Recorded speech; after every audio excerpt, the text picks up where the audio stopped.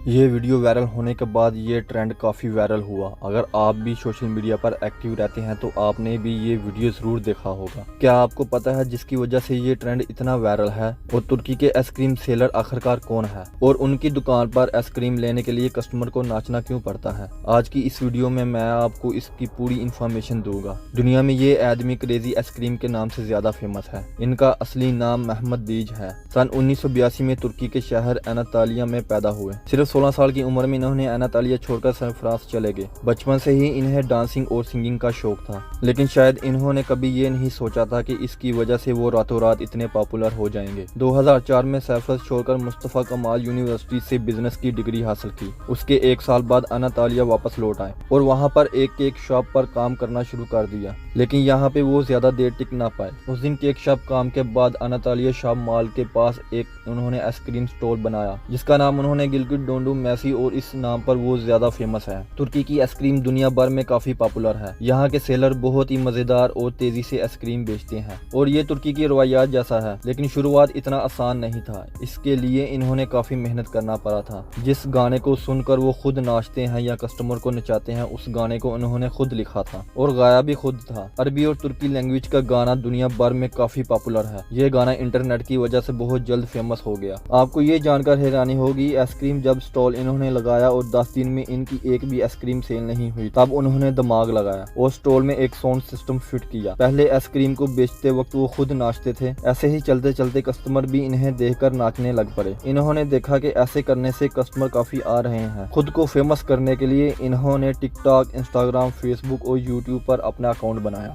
और अपने डांसिंग की वीडियो अपलोड करने लग पड़े। इसके बाद जो हुआ वो आप सबके सामने है। उनकी एक वीडियो वायरल होने के बाद वो काफी फेमस हो गए। वो एक आइसक्रीम सेलर ही नहीं, आज एक सेलिब्रिटी भी हैं और इसी के साथ साथ वो एक सोशल मीडिया इन्फ्लुएंसर भी हैं, सिंगर और डांसर और एक मॉडल भी हैं। उनकी पॉपुलैरिटी इतनी ज्यादा है कि उनसे हर दिन हजारों लोग आइसक्रीम खाने के लिए आते हैं।